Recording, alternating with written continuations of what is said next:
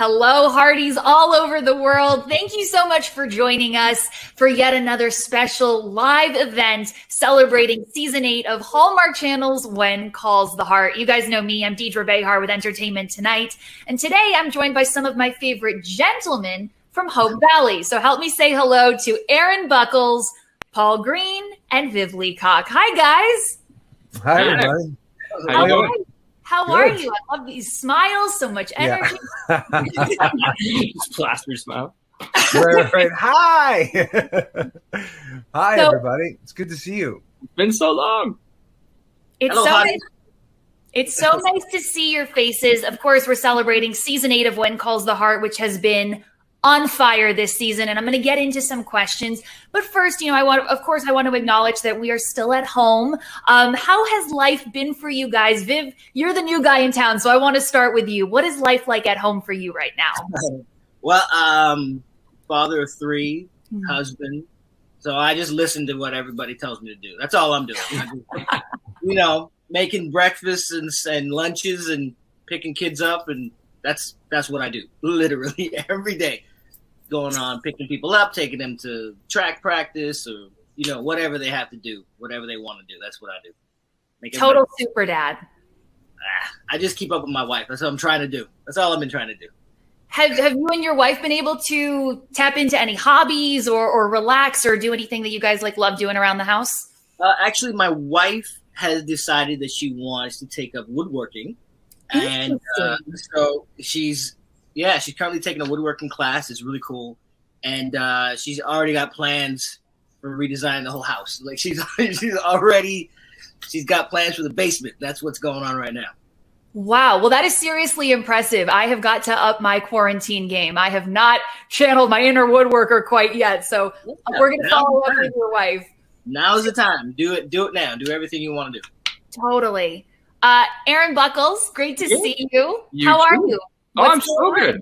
I've been actually doing a lot of the same. I live with my sister. We're roommates, and we've been doing some renovations in the house. We redid our deck, so we put a bunch of sod down, like fake grass, but it's got a little Palm Springsy vibe out there. It's pretty sweet. And then we got a breakfast nook we just built. I'm sitting in it right now, so super excited about that. Wow, you guys just really know how to stay busy and stay on top of your game. Paul, pressure's on. What have you been up to? Funny enough, we actually laid grass on top of our roof deck, just it's not real grass, but it looks really real. It's got holes for the rain and kind of built an oasis right above that we can be outside quite a bit. And that just building the roof deck is what we're up to. And I've been in this studio doing podcasts and writing and releasing new music. And it's just kind of been a studio, a man cave of songwriting. And I do a lot of live on Facebook and Instagram and YouTube. So I've been on virtual stage quite a bit. Yeah. Well, I know you. The creativity is just always overflowing, and we're grateful that you share so much of that with us through social media. Of course, When Calls the Heart, Season 8, you guys have been delivering. There's only been 2 episodes so far, but we are so enthralled with everything going on in Hope Valley. Viv, I want to kick it back to you, of course, as the newcomer to Hope Valley. I would love to know, what has your experience been like joining the show here in Season 8? It's been great. It's been great. Everybody was so welcoming. And I know a lot of the cast from other projects we worked on, Paul and I go way back. And myself and Kevin and Pascal and Loretta and Rockard and Martin. Martin and I were neighbors. And our kids went to the same school. A lot of Vancouver actors know each other, so it's really cool. And then I met my man Aren on day 1, and such a sweetheart. Just all good, welcomed me in. And he was just we're gonna have a lot of fun, and everything's cool. And my kids getting to work on such a well-oiled machine and be a part of such a welcoming and warm cast is the greatest thing in the world. Yeah, it's been great. Yeah, your son's doing a good job too, man. It's so fun to watch him do things, and it's you're he's doing amazing for. And it's just so cool that you guys can be there together. I was so jealous because I wasn't able, like, happy for you, and also being really missing my son watching you work with your son. Yeah. No, it's thank you, man. No, it's been such a cool thing, and my kids, they love everybody in the cast, and they'll, and they're just like, and they want to go watch. They want to go watch people, like, when they're not even doing anything. They want to go see what everybody's doing, and I've just been blown away. They dropped into it, and I'm really blown away by just how naturally they picked it up. And that's your son's first role, right? First time. Yeah. First time. Pretty cool. Yeah. Pretty cool. Yeah, my daughter's done voice acting in the past, but hadn't done any, like, film acting. And so, again, I'm just like, it adds an extra element of nerves to the whole situation. Yeah. You don't have to remember.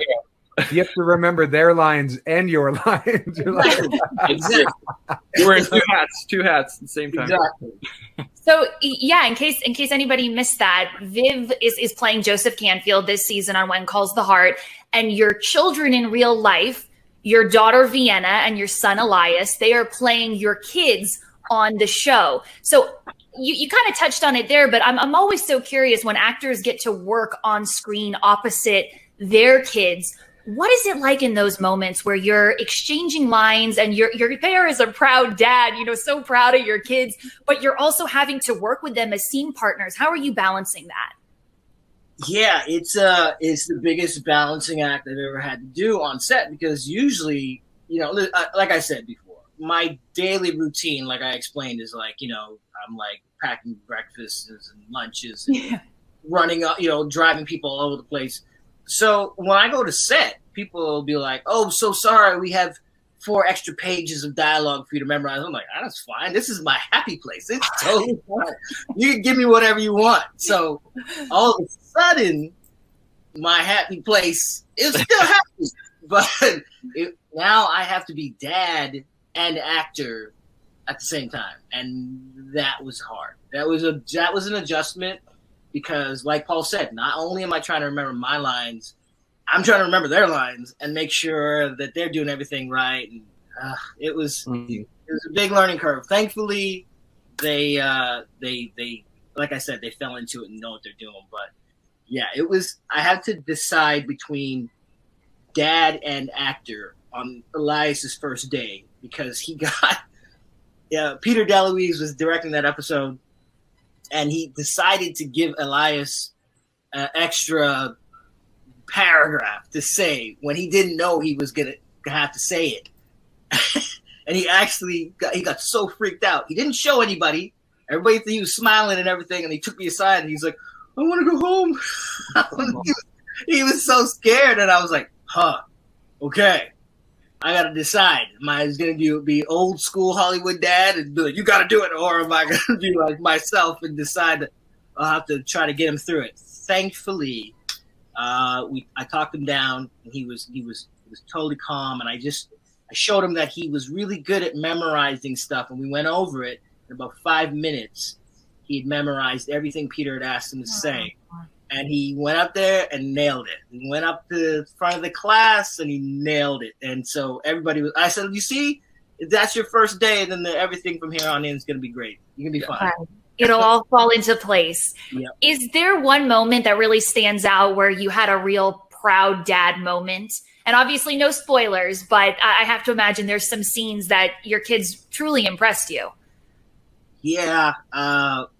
There's a scene coming up in episode 4 where I'm not acting. I'm watching my daughter do something. I'm watching Vienna play Angela doing something, and no acting. I had to actually think, wait, this is 1918. Yeah. I wouldn't cry. That's what I had to tell myself. Don't cry. Just stay strong. Yeah. And it was hard. It was real, no acting required here. You guys, I think I know what scene you're talking about. You know what I'm talking. Yeah, I couldn't hold it together. I was tearing up. And I was looking to him for support, like, Wow. Well, that sounds really powerful. We'll be tuning in episode 3, 4, all the way through to episode 12 when we get the big finale. My last question to you, Viv, Joseph Canfield is the new guy in town. What can you tease is going to be included in his journey? What are you most excited for fans to learn about him and what he and his family bring to Hope Valley? Yeah, Joseph is, and I get it from being a dad and being a husband.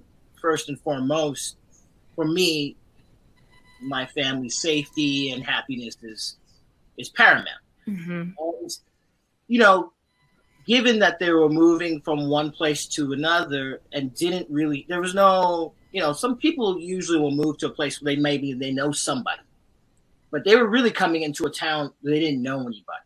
And it's really Joseph's kind of, he met some really nice people when he was there and really got a sense that this is a special place. This is a little different than what we're used to. And so it's coming in with a little bit of wariness just because of past situations that the family had been through. But coming in with a lot of optimism and a lot of hope, where we're moving to. So, yeah. It really is that.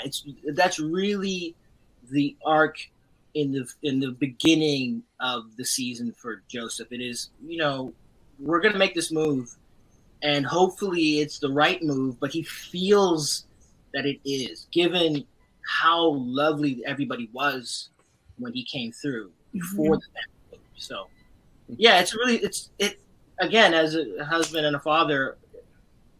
No acting required. It's exactly what I would do. It's exactly how I'd feel given the same circumstance. So, well, that sounds like the best acting gig ever, where you get to show up and let your true inner self just kind of shine through. It really is. It really is. I just get to drop in, and like I said, it's such a well-oiled machine, and in essence, it really is. I'm the new guy coming into the established set of characters and actors. It really is that thing. Art imitates life. So I didn't have to act. I was getting to know some folks, but I did know some folks, and we just had a lot of fun. And Paul is very entertaining with his guitar. That's all I can say. Oh, Paul, I got some questions about that. But first, I'd like to ask Aren a little bit about Jesse and Clara. Of course, last season, we got to see the beautiful, classy wedding. And now in season 8, we're really kind of diving into what newlywed life looks like for Clara and Jesse. So, Aren, what is going on with this couple in season 8, and what can you tease that we're going to see? Well, not as sunny as we thought it'd be, huh? Mm-hmm. No rainbows and sunshine right off the bat. Yeah, I think coming into the season, even I especially, we thought that, coming off of last season, the couple just got married and they had a few troubles kind of moving in together and getting used to living in the same quarters. So we just assumed, we'll come to the season. It's going to be hunky-dory. It's going to be great.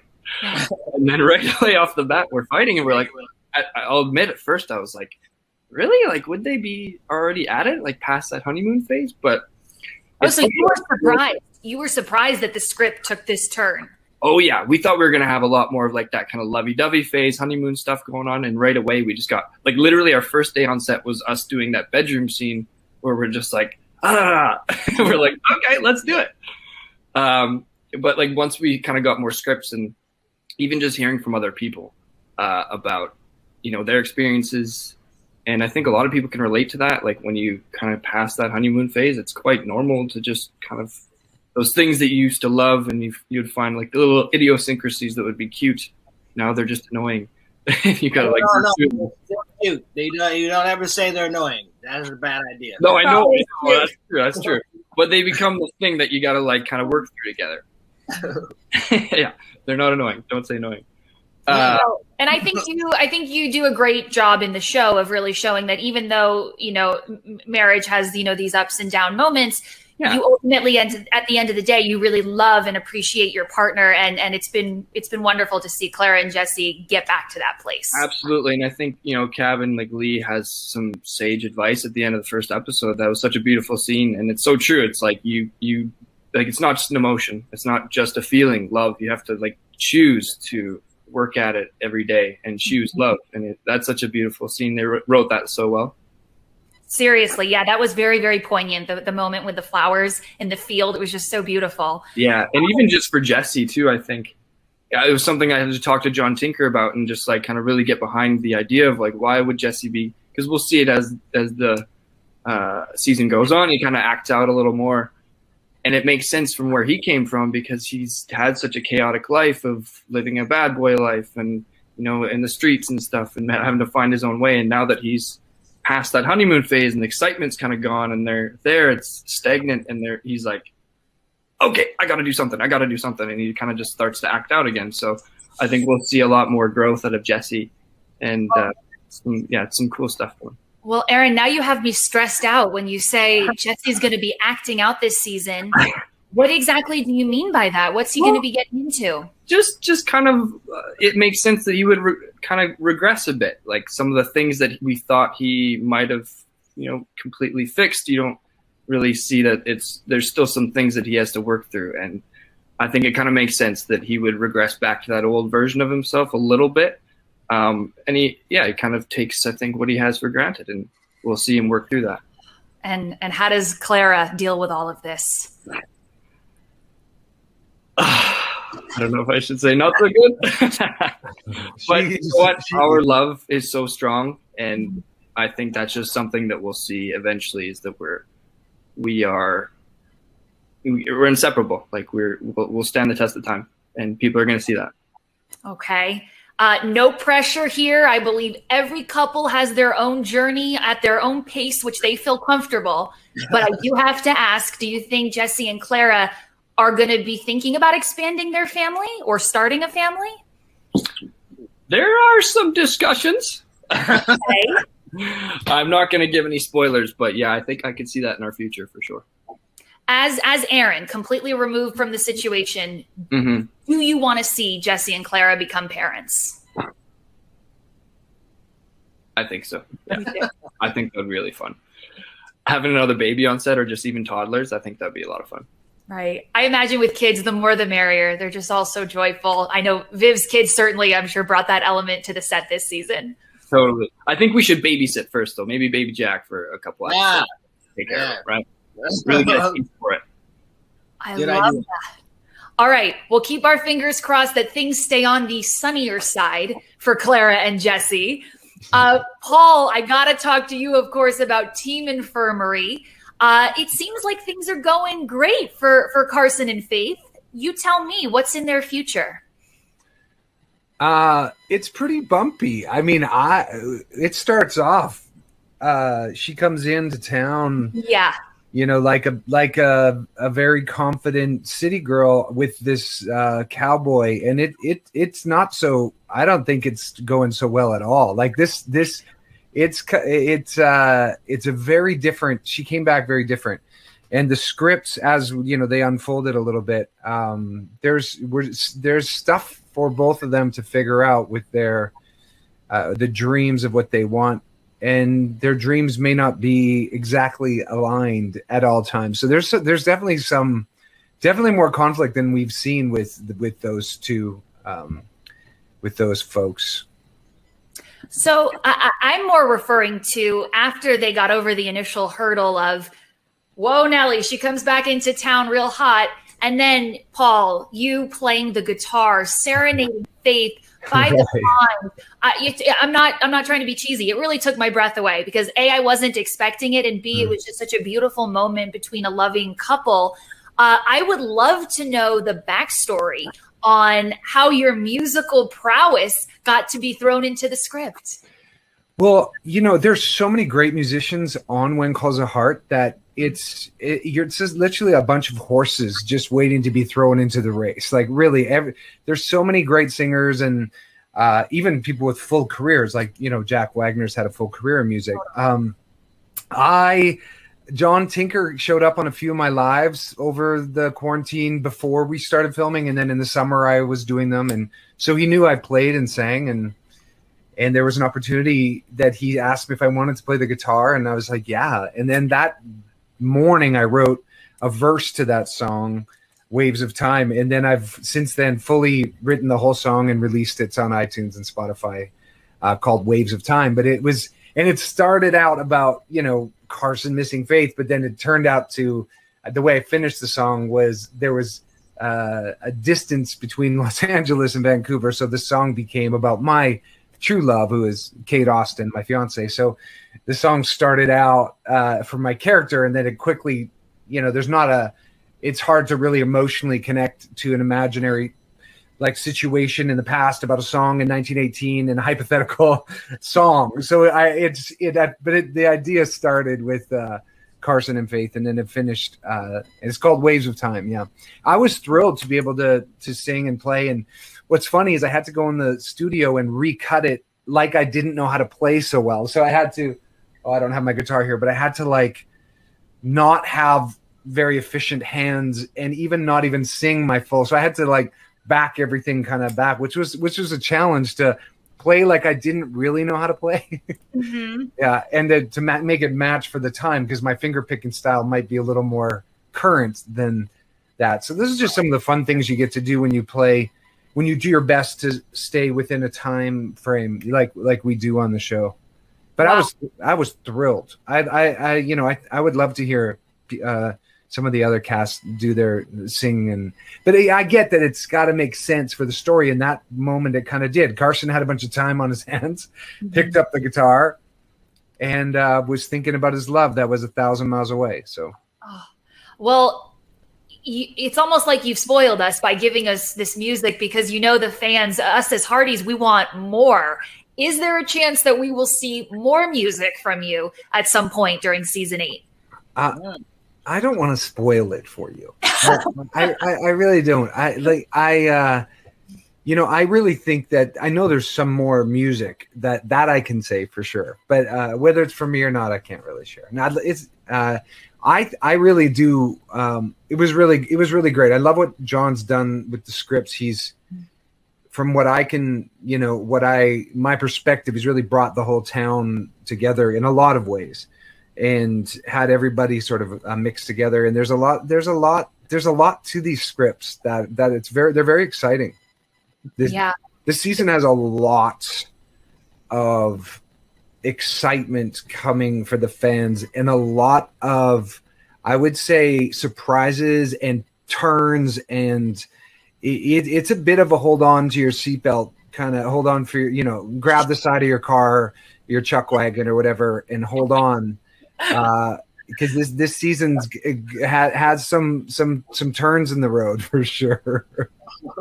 Well, my seatbelt is buckled and we're ready to go on the ride with you. My last question for you, Paul, and again, not trying to rush anybody here, but seeing the love between Faith and Carson, do you think they're close to maybe taking the next step, maybe a proposal? Well, you see. That's complicated. There's a secret that Carson carries the entire year with him that I'll share at the end of the season. But let's just say it's bumpy, and it's like there's a lot of love and there's a lot of, but these are two people that are completely now in a different career. Even she's a doctor, right? And we're in a small town, and so there's I can't give it away. You're gonna have to wait and see, but I have to actually stop talking. Okay. Whenever they're ready to take that step, we will be there cheering and supporting and loving on them as we always do. This wouldn't be a true When Calls the Heart interview if I didn't ask you this question. And I know it's difficult because let's just set the record straight. I know everybody at the end of the day is truly Team Elizabeth. We want Elizabeth and baby Jack to be happy.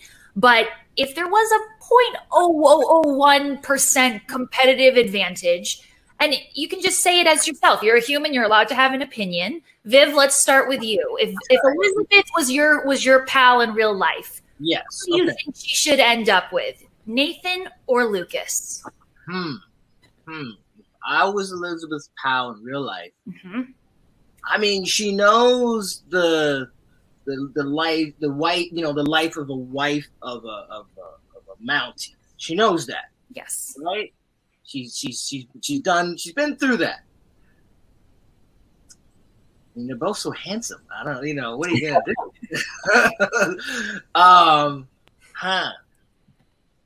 Well, that's a tough one. I can't decide. I tried. I can't decide. You can't. I don't know. They're both great. How are you supposed to decide between them? I can't pick one. I don't know. Sorry, Hearties. If Elizabeth comes to you and goes, Viv, I'm in a pickle. I've got these two incredible men with unbelievable qualities to each of them. Right. You have to choose, Viv. I have to choose one. You gotta do it, bud. Oh man. Well, I mean, I would say, who told you? Who's declared their feelings for you? That might be the way I would go. Who said something? I think we already know who said something. Okay, you're talking about the bombshell at the end of episode 2. Are you talking about that big moment with Nathan? Yeah. Okay. Poured his heart out. 1918. That's not easy. That's not easy. Yeah, nothing's easy in 1918. Right?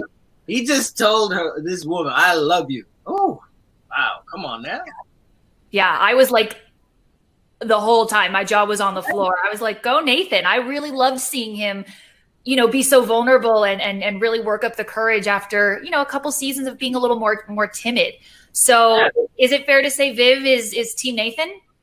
I think so. He's a man of action, and he knows how to bear his heart. Come on now. And I mean, look at that, the man in uniform. How are you going to say no to that? Pretty totally fair. All right, Aren Buchholz. Nathan, Team Lucas. I used to be Team Nathan. I'll admit I was Team Nathan because it's a show about a teacher with a Mountie. I was like, hey, she's got to end up with another Mountie. Come on. And then I was Team both of them because they're both so awesome. Yes. Right? They're really great guys. Either way, she can't go wrong. Now, though, I think I've switched over. I'm Team Lucas now. Tell me why. He's just so charming. No, you know what? He has a really good relationship with Baby Jack, which I think is really important to her. And I think he can give her a life that will be different enough from Jack, but also like a lot of the same qualities that she'll appreciate. So I think that excitement that Lucas brings will be really exciting for her. Yeah.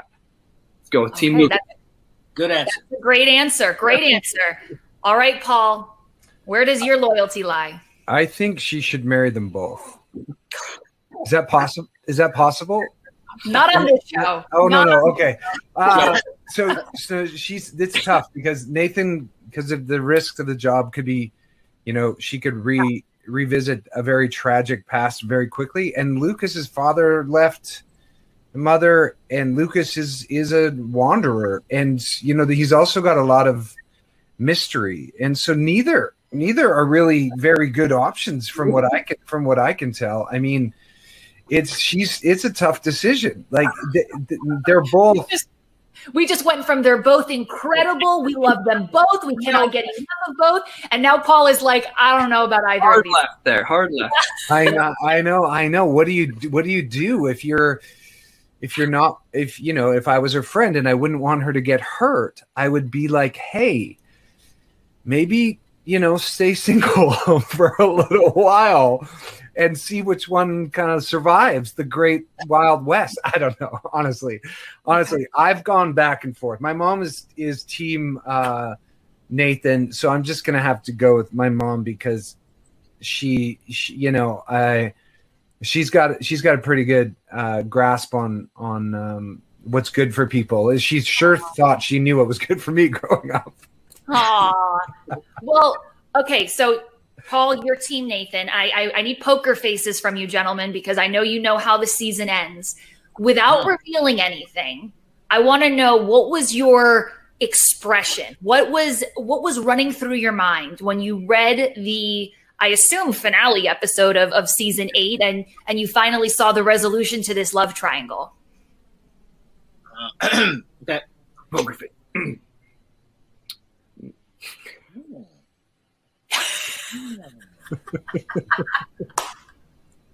Viv, what was going through your mind there? Other than giving it a thumbs up, what was going through your mind? Yeah, I was like, well, I can see why you did that. That's what I was thinking. I can see why that happened. I see that. Okay, you seem pleased with the end result. Yeah. And you think sense. Okay. Aren Buchholz, can I see your expression? Yeah. I was like,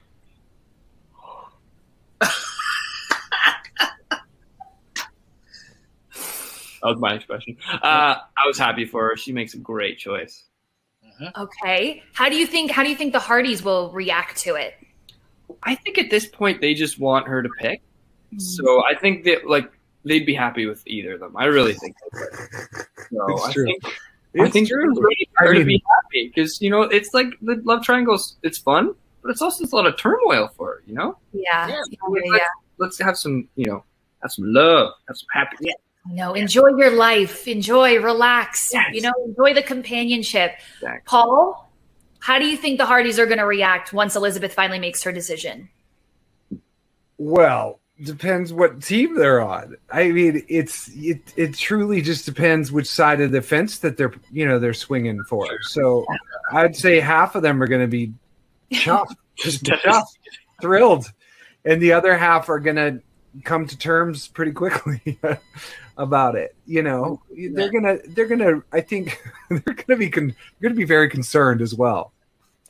Well, listen, here's my personal hot take. If you love the show, if you love Elizabeth, you just want her to be happy. So even if the quote team that you were rooting for doesn't necessarily win in the end, Aren Krakow has already confirmed neither gentleman is going anywhere. We're still going to get lots of heartwarming moments with, the show. The show's about community. It's about this group of people, and we've really fallen in love with everybody.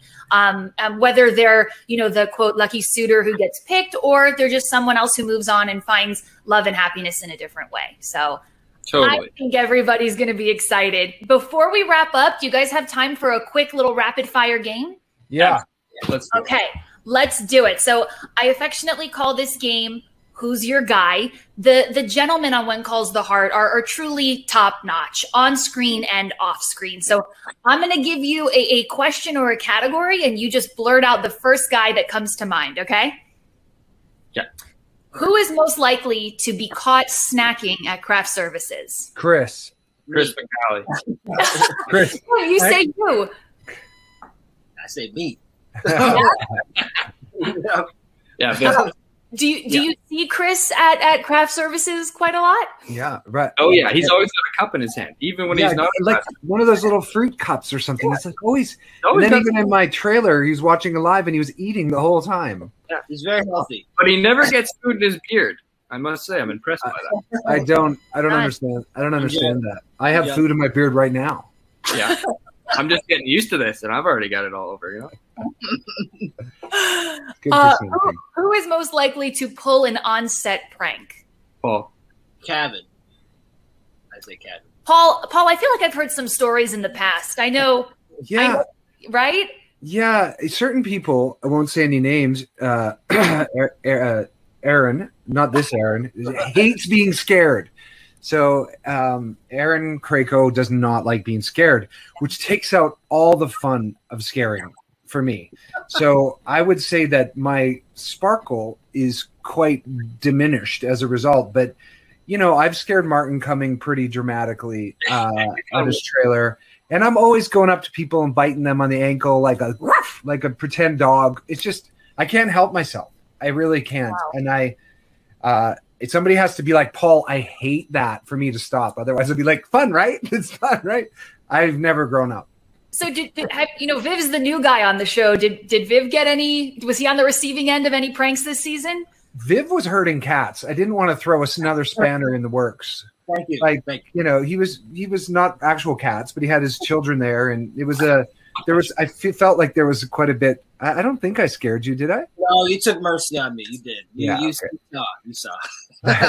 That has an expiration date. I know. No, I'll be ready. I'm ready. I was gonna say, fingers crossed we get a season 9, so Paul can have his moment there.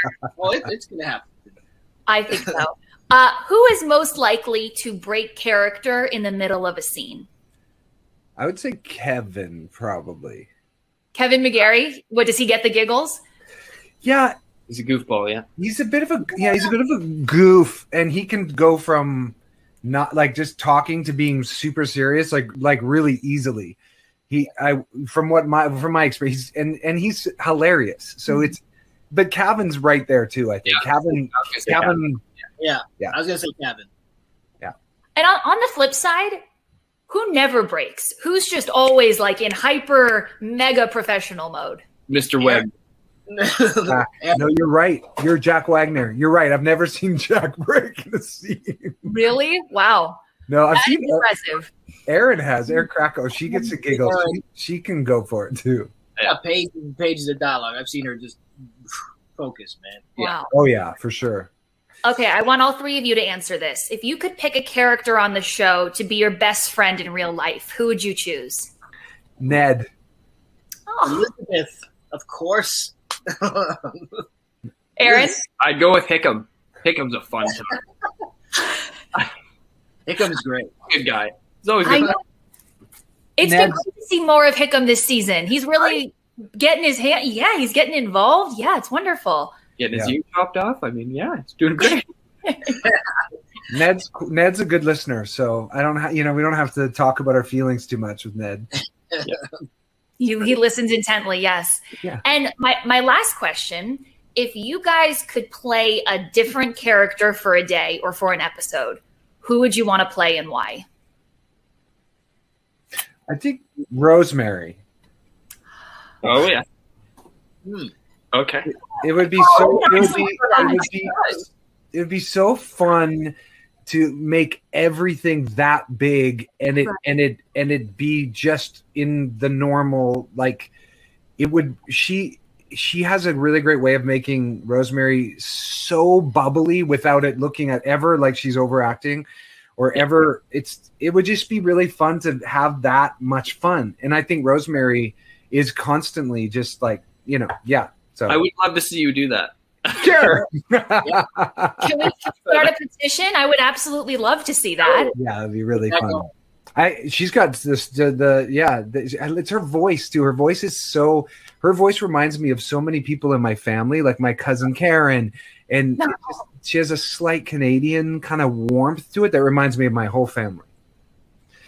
Yeah. I love that. Okay, we're gonna absolutely start a fan petition for that, Paul, to see you channel your inner Rosemary at some point. Aren Buchholz, who would you like to play for a day? I think I would pick Bill because he's always out investigating. He's always got some like cool like missions, like a detective. So I think it'd be fun to go out there and solve some crime. I love that. Judge Flynn, I think, has a nice ring to it. Right? Yeah, let's Jesse work up that ladder. Absolutely. And Viv, who would you like to give a shot for a day? Oh, Nathan, of course. I get to wear the red jacket. Come on now. That's it. That's what it's all about. Ride the horse, the whole thing. The horse, the jacket. Please. I think I look good in that jacket. I really do. Yeah, you would. I just spoke it. Great. 100%. Before we wrap up, is there any final message that you would like to send to the Hearties? You know, the show has obviously meant so much to so many people for years, but especially over the last year, I think the show has really provided a sense of normalcy and comfort to many people around the world. Is there anything that you guys would like to say? Sure. I just want to say thank you to the Hearties for, really being so well organized and so like they're and so lovely and so passionate about what we're creating that there's such a massive movement and such a big reason that we are allowed to keep creating stories like this, because we have this massive audience out there that's really excited about our characters and the town And so just a huge thank you to the Hearties for being there through all the ups and downs, and now through this time that we're in. There's just the support and the love from them has been amazing. Yeah, ditto to all of that. Do you guys keep up with what they're saying and the edits that they make? Because the Hearties put a lot of time and thought and care into a lot of these videos and images that I see on Twitter and social media. Oh yeah, they're crafty. Yeah, they are crafty. So creative too. Yeah. I gotta say, I have some family members that are big Hearties, and before I got on the show, I'd say, "Oh, I'm doing this other thing," and they'd be like, "Oh, that's very nice." But now everybody's excited and calling me, and they want to get spoilers. I'm like, no, I'm not telling you anything. You gotta watch. You gotta tune in. So it's amazing to see how welcoming the community has been. Like the Hearties, it's literally like walking. It's like riding into Hope Valley. We're so welcome. It's incredible. I haven't seen this before, and I've been acting a long time, and I've not seen a fan base come out like this to welcome somebody new. It's incredible. They are absolutely amazing. Yeah, it's a special place, and they drive it. You can feel everything that we do. The Hearties are wrapped up in all of it. Really I think you can definitely feel the Hearties, all their love. It's like wrapped up in the show, and I think that's something that's really cool about this season. I'll just say real quick, John Tinker did a really great job of like bringing, like I think you mentioned that earlier, Paul, just having all the characters kind of intertwined, and it feels more like a community, like that. We got all that Hearty love kind of like wrapped up through it. It's a really good season. I think they're really gonna love it. Mm-hmm. Well, I know you gentlemen have just scratched the surface. We've got episode 3 coming up this Sunday. I encourage everybody to tune in 9 p.m. on Hallmark Channel. When Calls the Heart, of course, tweet along with us, #Hearties. And I am so excited to see what happens next. Thank you, gentlemen, for your time. Thank you. You're welcome. Thank you, Bye. Bye, everybody. Bye. Yes.